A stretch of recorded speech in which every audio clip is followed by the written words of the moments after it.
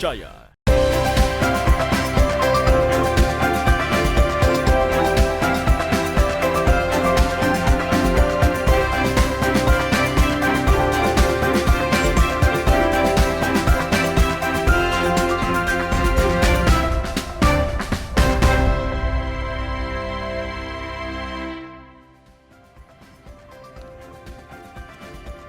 Halo, selamat pagi saudara. Anda menyaksikan program Sapa Sulsel di Kompas TV, independen, terpercaya.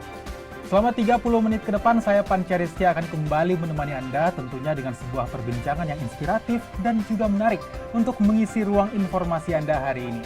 Saudara, peringatan Hari Santri diperingati setiap tanggal 22 Oktober. Nah, tujuan Hari Santri Nasional adalah mengingatkan masyarakat dan para santri tentang perjuangan dan meneladani semangat para santri yang digelorakan para ulama sebelumnya. Lalu apa saja agenda kegiatan dalam Hari Santri tahun ini, serta pesan dan makna penting apa yang dapat diambil dalam momentum Hari Santri? Nah, hal ini akan kita bahas bersama Pak Muhammad Tonang, Kepala Kantor Kementerian Agama Kota Makassar. Assalamualaikum Pak. Waalaikumsalam warahmatullahi wabarakatuh. Apa kabar? Alhamdulillah sehat.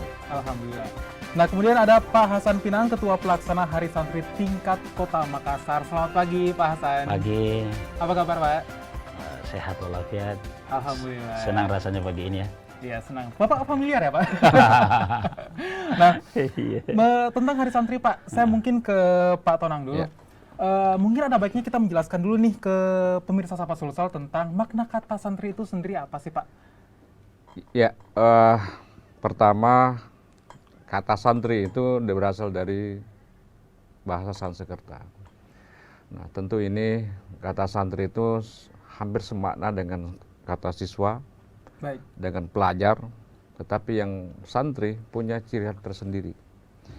Santri yang orang yang belajar di pondok pesantren yang dalam bentuk asrama, kemudian yang bergelut dengan para kiai-kiai dan pembinanya, kemudian di situ menimba ilmu agama Baik. di suatu tempat yang namanya pondok pesantren. Pondok pesantren. Iya, itu yang nama santri. Iya, orang yang bergelut belajar kepada ilmu agama, khususnya agama Islam. Iya. Baik. Saat ini sudah berapa banyak sih, Pak, pesantren di Kota Makassar? Di Kota Makassar ini ada sekitar 20-an lebih pondok pesantren yang di Kota Makassar. Ada pondok pesantren yang sifatnya modern, yang mengkombinasikan pendidikan agama, pendidikan yang formal dan pendidikan non formal. Kemudian ada pendidikan yang sifatnya tradisional, yang pesantren yang disetarakan, pendidikan yang disetarakan, yang sifatnya non formal. Baik. Dari aspek keagamaan itu. Nah, kemudian Pak, santri dan juga siswa, kalau merujuk dari katanya, santri kan berarti siswa juga nih Pak. Betul. Tapi ada tidak sih perbedaan kurikulum misalnya antara pesantren dengan kemudian sekolah biasa seperti itu? Betul. Jadi santri itu lebih fokus kepada pembelajaran agama dan keagamaan. Baik. Dan lebih fokus dan lebih mendalam ilmu agama yang dibanding dengan pendidikan yang ada di madrasah dengan pendidikan formal. Nah, di pesantren juga itu selain dan aspek kurikulumnya, juga aspek lingkungannya. Pesantren itu 24 jam dalam pengawasan dari seorang kiai atau pembina pondok pesantren, itu 24 jam. Baik. Diawasi oleh kiai. Kemudian di pesantren itu dengan berbagai fasilitas, itu ada fasilitas pendidikan, ada asrama tempat menginap, kemudian ada masjid untuk tempat beribadah. Situlah selama 24 jam santri bergelut bersama para kiainya di dalam untuk belajar agama. Baik. Jadi selain belajar ilmu pengetahuan yang diterima oleh santri, juga ilmu-ilmu etika itu yang didapatkan oleh seorang santri. Baik. Ya. Nah, kita sekarang bicara nih Pak tentang Hari Santrinya yang diperingati setiap tanggal 22 Oktober. Boleh cerita sedikit nih Pak tentang sejarah Hari Santri itu seperti apa sih awalnya? Ya, sebenarnya kenapa sebenarnya mesti ada Hari Santri? Ini kan jauh sebelum Indonesia merdeka. Pendidikan kita yang tertua kan pendidikan di pondok pesantren. yang yang berat, walaupun tidak non formal ya, non formal. Kemudian nanti setelah tahun 2000-an pemerintah melakukan afirmasi kepada pondok pesantren dengan memfasilitasi beberapa pondok pesantren. Nah, tetapi jauh sebelumnya itu pesantren, tradisi pendidikan agama dan keagamaan di Indonesia itu kan pendidikan pesantren yang dimulai oleh para kiai-kiai, santri dan lain-lain. Nah, itu satu. Dan kedua, aspek perjuangan kebangsaan kita melawan penjajah Belanda, kemudian mempertahankan Indonesia. Itu para kiai-kiai dan santri yang telah berjuang sebelumnya itu. Baik. Kita bisa lihat Pangeran Diponegoro yang melawan tentara Belanda bersama para santrinya. Begitu juga dengan lain-lain. Banyak kiai-kiai dan santri. Nah, itulah yang sampai pada proses fase kemerdekaan. Baik. Jadi Erat kaitannya dengan nasionalisme bangsa juga ya Pak. betul. Baik. Jadi penanaman nasionalisme itu lebih kuat di pondok pesantren. Baik. Karena kita di situ di pesantren itu dengan berbagai asal daerah, kemudian karakter yang berbeda, sehingga menanamkan nilai-nilai nasionalisme. Baik. Nah, saya ke Pak Hasan Pinang nih. Mbak. Bapak selaku ketua panitia, berarti tahun ini apa nih Pak yang akan kita lakukan di Hari Santri Nasional? Baik, terima kasih. Jadi seperti yang dikatakan tadi Pak Kakan bahwa ini adalah apresiasi negara terhadap santri dan para kiai. Baik. Maka penghormatan kita kepada para kiai dan syukurnya kita ke pemerintah pasti akan melaksanakan upacara peringatan Hari Santri itu serentak pada tanggal 22 Oktober tahun 2022 ini. Tahun ini adalah yang ke-8 ya, karena Hari Santri itu dibuatkan kepresnya oleh Pak Presiden tahun 2015. Nah, alhamdulillah di Makassar ini sejumlah pondok pesantren yang sudah disebutkan tadi Pak Kakan Kemenak itu, kita akan ramaikan hari upacara itu dengan seluruh santri. Dari sekian hanya pembina yang bukan santri pelaksananya. Baik.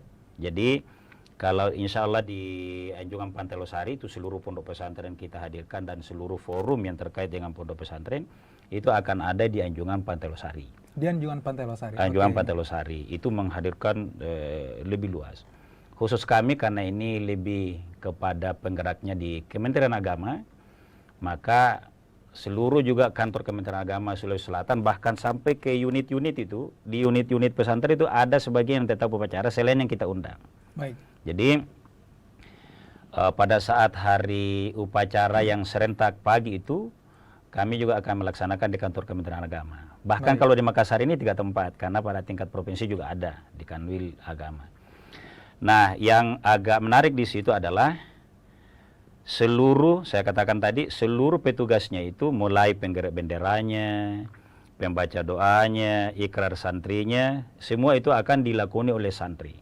Di situ kita akan mendengar bagaimana proses pendidikan, penanaman kepercayaan diri kepada anak-anak kita, selain lomba-lombanya ini juga akan didorong. Karena itulah yang dilakukan oleh kiai-kiai dulu.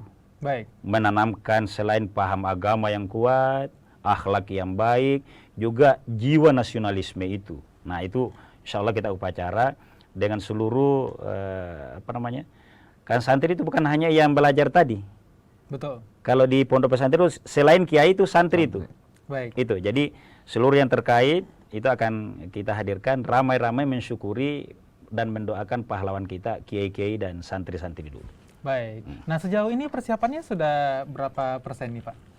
Kalau saat ini kita tinggal menunggu hari H. Persiapannya terakhir kami tadi menganjurkan seluruh pondok pesantren ya, selain diundang, kami list masing-masing karena harus diatur sedemikian rupa. Apalagi kalau ada yang upacara di pondoknya juga, itu juga harus. Kami juga sudah menyemarakan ini, menganjurkan seluruh pondok pesantren pasang spanduknya gitu. Baik. Untuk menampilkan kiai-kiai dulu dan kiai-kiai pondoknya sekarang. Jadi kita sosialisasikan bagaimana kiai dulu, misalnya Hadratus Syekh Hashim Asy'ari, Kiai Haji Wahab Hasbullah dan selanjutnya itu bisa dipasang. Ditambah yang sekarang pimpinan atau pendiri pesantrennya silahkan kreatif, mandiri, dan tentu pemegang kebijakan yang sekarang itu disampaikan. Seluruhnya akan pasang sampai ke KUA ini insya Allah. Demi ini tidak boleh kalah dengan hari-hari nasional lainnya. Baik. Santri kita itu luar biasa. Ada Sumpah Pemuda, ada Hari Pendidikan Nasional, harus sama-sama semarak. Betul. Itu. Baik. Kita akan break sejenak, Pak. Tetap bersama kami di Sapa Sulsel karena kami masih akan kembali dengan perbincangan lainnya mengenai Hari Santri Nasional. Kami kembali usai jeda.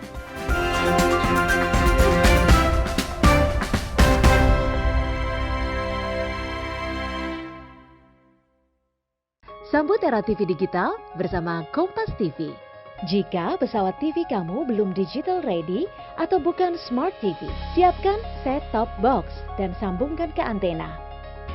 Kemudian pilih tombol setting pada remote TV, lalu tekan auto scan. Jika pesawat TV kamu sudah digital ready, cukup pilih tombol menu pada remote TV.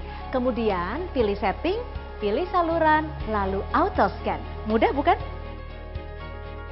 Dengan menggunakan saluran digital, Anda bisa menyaksikan program-program terbaik Kompas TV dengan kualitas gambar serta suara yang lebih tajam serta jernih.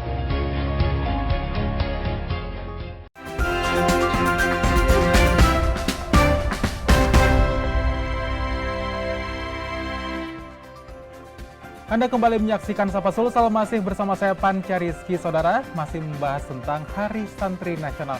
Nah, Pak Hasan, tahun ini tema yang diangkat apa sih, Pak? Tema kita itu santri berdaya demi kesejahteraan itu. Jadi menjaga kesejahteraan itu. Maknanya adalah berdaya dulu santrinya. Dan dari dulu sebenarnya santri berdaya. Karena pendidikan yang paling patut disyukuri oleh kita, oleh bangsa, oleh pemerintah, itu pondok pesantren. Sedikit beda dengan pendidikan formal lainnya. Baik. Yang semuanya sudah difasilitasi oleh negara. Kalau ini, kiai itu mendirikan pondok pesantren dengan ikhlas. Makanya sangat mandiri. Jadi berdayanya di situ itu.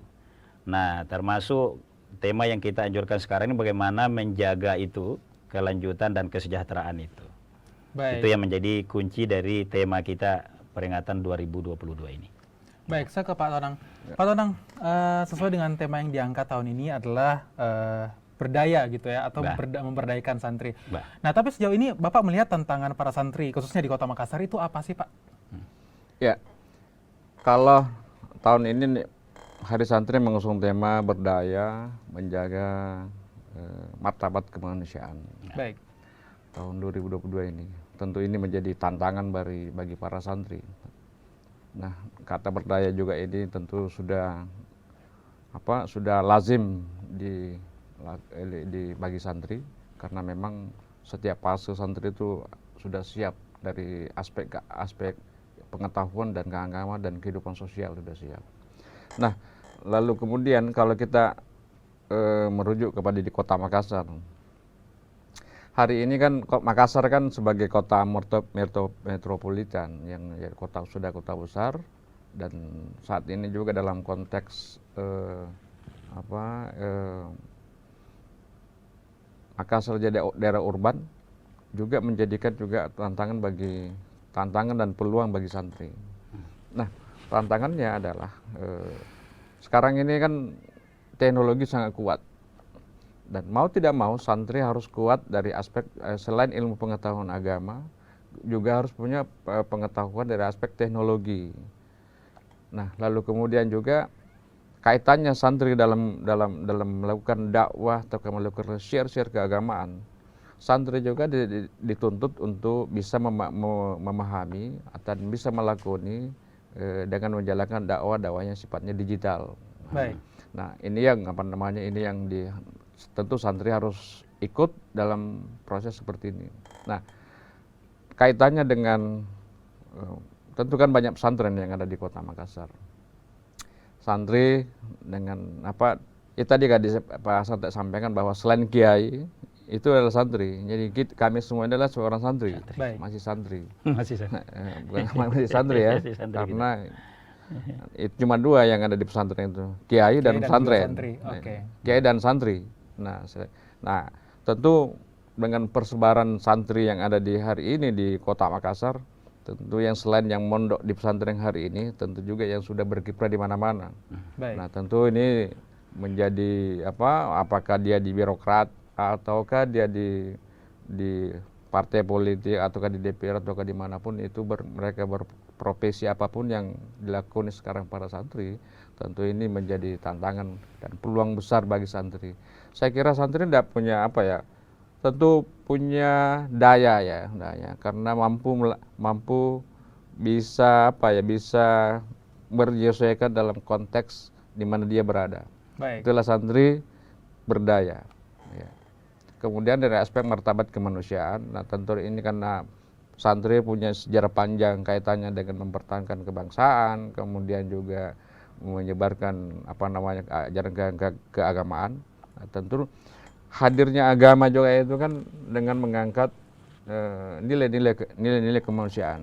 Baik. Nah, nilai kemanusiaan inilah tentu yang dijaga, yang senantiasa dijaga oleh para santri kita. Baik. Itu ya. Tapi kan beberapa waktu yang lalu kita sempat mendengarkan beberapa berita begitu ya Pak dari luar bagaimana aksi kekerasan terjadi di dalam pesantren dan itu tentu sangat disayangkan seperti itu.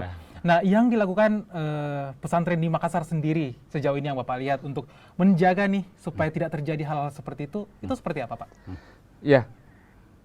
Sebenarnya pesantren itu hampir semua tempat itu rentan dengan konteks kekerasan. Betul. Hampir semua rentan, apalagi pesantren itu dalam bentuk boarding atau asrama, kemudian berkumpul dengan berbagai suku, dan kemudian yang jumlahnya ratusan jumlahnya di pesantren itu, tentu banyak problem yang dihadapi oleh santri di pesantren. Nah, semua rentan dengan itu.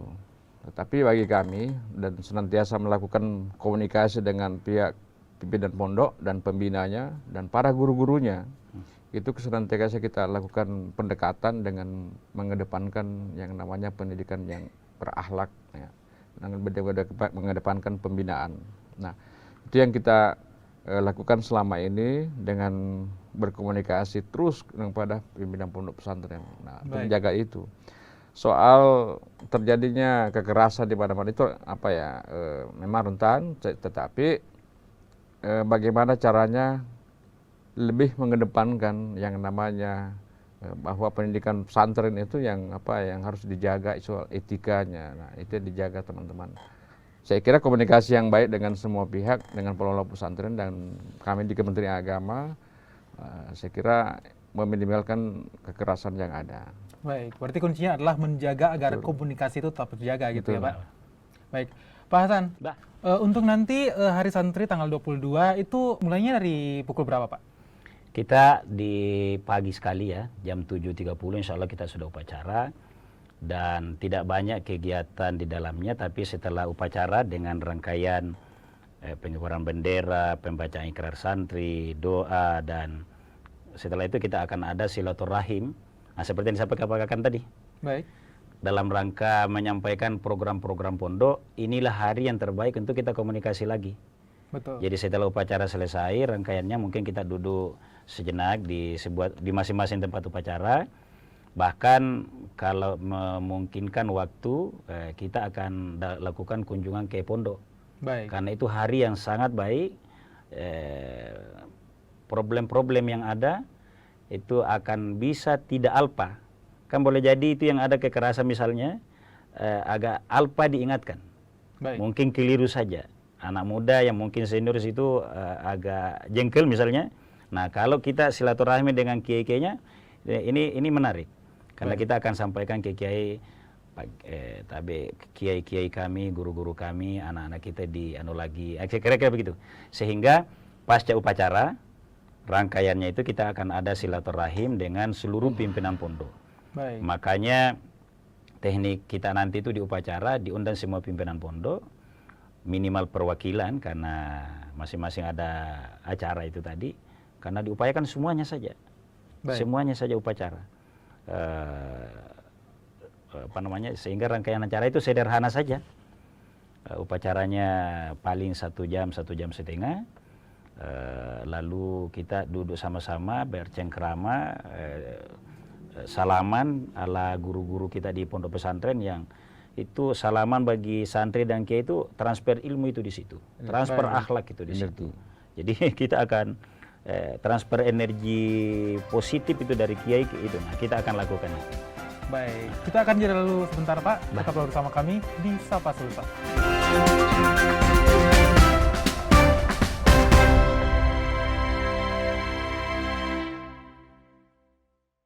Sambut era TV digital bersama Kompas TV. Jika pesawat TV kamu belum digital ready atau bukan smart TV, siapkan set-top box dan sambungkan ke antena. Kemudian pilih tombol setting pada remote TV, lalu tekan auto scan. Jika pesawat TV kamu sudah digital ready, cukup pilih tombol menu pada remote TV. Kemudian pilih setting, pilih saluran, lalu auto scan. Mudah bukan? Dengan menggunakan saluran digital, Anda bisa menyaksikan program-program terbaik Kompas TV dengan kualitas gambar serta suara yang lebih tajam serta jernih.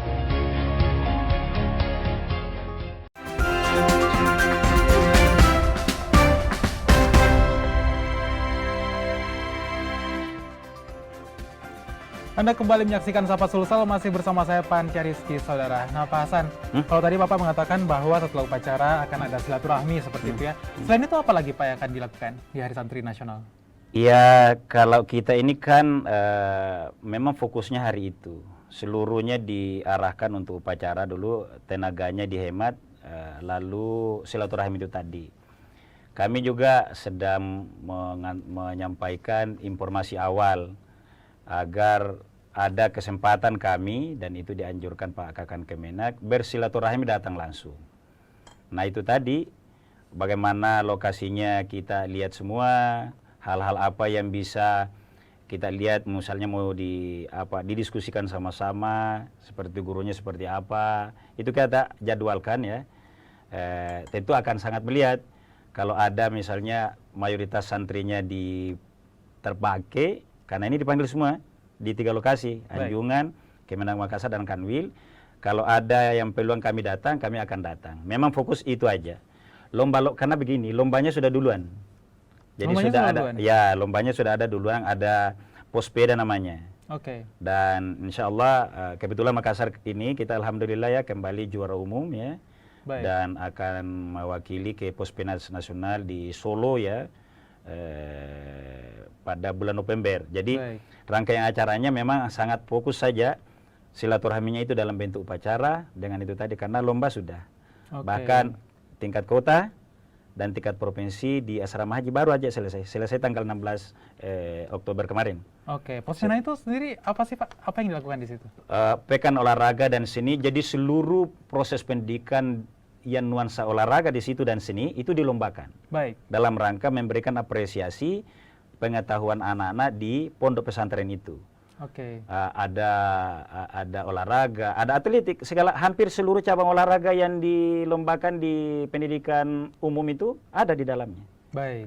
Jadi bahkan kami ada namanya Porsadin. Porsadin. Jadi di pondok pesantren itu masih ada namanya pendidikan dinia. Nah, Porsadinnya lagi sudah juga berjalan, makanya memang fokus hari itu hanya upacara saja dan silaturahmi. Baik. Karena tingkat kotanya Porsadinnya sudah selesai, lalu tingkat provinsinya lagi akan dibuka pada tanggal 22 malam itu. Jadi selesai paginya upacara, sore harinya, siang hari dan sore harinya silaturahim. Pembukaan Porsadin itu dinia. Baik. Pendidikan dinia, pendidikan kami itu maksudnya. Sekolah Arab orang dulu bilang. Itu akan dibuka porseninya malam itu juga. Baik. Sehingga khusus di hari itu rangkaiannya sudah memang disengaja tidak terganggu hari itu. Baik. Demi jiwa nasionalisme di upacara itu. Rangkaiannya sudah ada yang duluan, ada yang sekalian ke belakangnya. Oke. Gitu. Nah, Pak Tonang, sejauh ini kan ada 20 lebih pesantren gitu di Makassar. Sejauh ini Bapak melihat antusiasme orang tua untuk memasukkan anaknya ke pesantren itu seperti apa sih? Ya, saat ini pesantren itu atau pendidikan agama dan keagamaan itu menjadi tren. jadi tren. Dari sekarang kalau orang tua sekarang itu kalau ditanya maunya anaknya disekolahkan kemana, tentu lebih banyak ke pendidikan agama. Nah, pendidikan agama dan keagamaan itu ada di pondok pesantren. Dan, lalu kemudian bahkan juga sebenarnya orang tua ditanya anaknya mau jadikan apa, mau jadi hafiz, itu kan banyak sekarang. Baik. Nah, tentu ini menjadi peluang dan tantangan bagi pondok pesantren yang mencirikan khusus di pendidikan agama dan keagamaan. Nah, pesantren itu sebenarnya seperti rumah besar, lembaga besar yang punya di bawahnya itu menaungi beberapa lembaga pendidikan. Ada pendidikan yang sifatnya lembaga formal, di situ ada madrasah ataukah sekolah yang formal. Kemudian ada juga lembaga pendidikan yang sifatnya non formal. Baik. Seperti tadi yang ada TPQ, kemudian juga ada Madrasah Diniyah Ta'miliyah, MDTA. Nah, ada beberapa lembaga lain. Nah, sinilah pesantren yang mengkhususkan diri untuk pendidikan agama dan keagamaan. Kemudian ada juga pesantren yang punya mencirikan khusus pada pendidikan hafiz, melahirkan hafiz. Seperti kita lihat ada di Makassar ini ada pesantren Al-Imam Asim yang mengkhususkan diri menghafal sambil belajar. Baik. Ya kan gitu. Jadi santri itu ditarget sampai tamat sanawiyah atau ke aliyah dia sudah hafiz 30 juz. Berarti sejauh ini Bapak melihat untuk memasukkan anak ke pesantren itu masih menjadi tren gitu ya? Tren. Ya. Nah, terakhir singkat Pak, harapan Bapak untuk Hari Santri Nasional ini seperti apa? Untuk santri di Makassar khususnya, lebih tepatnya. Santri harus berdaya dan mempersiapkan diri dari tantangan yang hari ini dihadapi. Santri selain berdakwah melakukan yang sifatnya manual, tapi santri juga harus punya kemampuan membaca dan bahkan punya kemampuan untuk teknologi. Baik. Ya. Oke.